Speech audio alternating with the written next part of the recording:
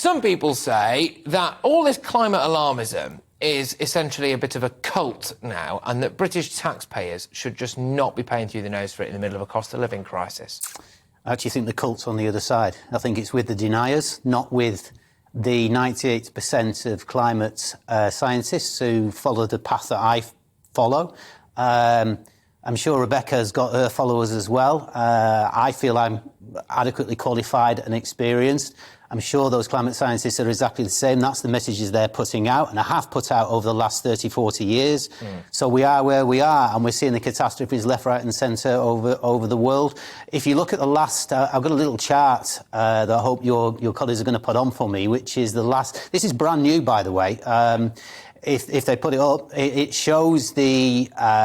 I'd just talk us through it. Yeah, OK. Well, basically, this last year that's gone across Europe, Europe's been a massive hotspot. Not just a hotspot, but massive record temperatures. There's the chart. Yeah, but hang on a minute. Can I just say this? Because we've seen this before. Sorry, I have seen a couple of these ones before where you get it on the BBC where they do their weather report, and it's from 10 years ago. It's the same temperatures that it was today, and they've had them with nice kind of bluey-greeny colours, and this time it's scorchio. Europe's on fire. That's a comparison to 1961 going forward. So in other words, that's comparing this year to all those years going back and the averages that came about, showing absolutely what happened during this particular year. Now, it's a one-off, it's a year, I accept that, but records are broken left, right and centre, so you have to accept that as well. It's been, to tell you what, though, I mean, in the middle of this supposed cost of living and energy crisis, it's been brilliant. I haven't had to turn the heating on once yet. But, Rebecca, I'll throw it over to you now. Rebecca Jane, the Deputy Leader of UKIP. It's a tough sell for the British taxpayer right now. Dorothy up in Whitehaven or whatever is choosing between heating and eating, but apparently the people of Pakistan can get a boatload of cash from us despite the fact that their government's got a nuclear weapons programme. Correct. So, my point on all of this is, regardless of whatever you think about climate change, whether you believe in it or whether you don't, is not the point in all of this. For me, this goes back to the people need to be making decisions and not the politicians trying to decide what is best for us. This, net zero agenda that there is and the green agenda costs a lot of money. And in my opinion, it's a lot of money that our government cannot afford to be giving right now. But the point is that we live in democracy. So why? If there's 98% of scientists backing this up, and I read something earlier that 80% of people support it, why are we afraid to have a referendum? Let's ask people, and if that's what they want, deliver it. Well, Jim, I'll throw it back over to you. Would you back a referendum when it came to pursuing this net zero agenda? Well, if anything like the last referendum we had in the UK, then definitely not, because we're now in trouble with it. Surely, if it was obvious, you'd be able to sell it to us all. No, I think we've got elected politicians. I recognise that Sunak isn't... well, that's the point. Well, he's elected... We don't have an elected Prime Minister. I accept where that is at this moment in time, and maybe there should be a general election and we'll find out. But we elect those politicians to make decisions for us. Look, climate change and what goes with it is a little bit of an education process.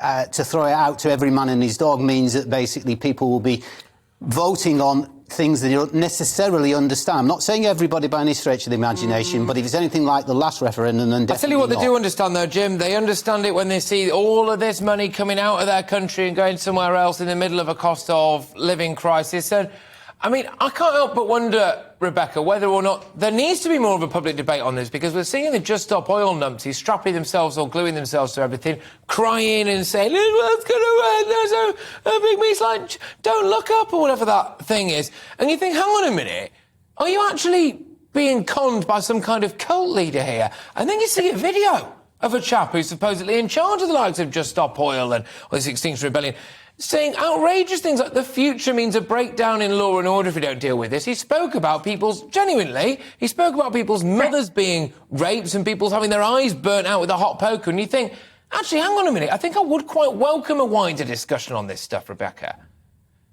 Yeah, I couldn't agree more. And, we can't say that, let's not trust the public. The public are the people that we're serving. And that's exactly why I am part of UKIP, is because we are about people and not about politics. I'm going to trust what our people want us to do. You may say that Brexit was a bad referendum, but actually what was pretty bad was the way that our government handled it, because they didn't truly believe in it. So if the Brexit that people asked for had been delivered, that would have been fine. You can't get away from the fact that Greenpeace and Client Earth took the government to court, and they actually won because the net zero agenda is not fit for purpose, and even according to Greenpeace, it doesn't go far enough. So why on earth are we putting something out there that's costing us billions of pounds that is not tried, tested, and we're absolutely sure? We're just chucking money at something, hoping for the best, and it's not getting us anywhere. All right, Jim, I'll give you the final word on this. A lot of people are looking at the deal that we've just done with America now when it comes to the gas importation and wondering why we can't just frack here, because surely the carbon footprint of shipping it all away across the Atlantic is going to be a lot greater. It doesn't make sense. It's virtue signalling, isn't it? It's got to go into the big debate. I've got absolutely no problem with Rebecca suggesting that this should be a wide-scale debate and that we all should be getting more educated. Education is a big part of this. The fact remains is there's a lot of components within climate change, within what you've just mentioned about fracking and other things.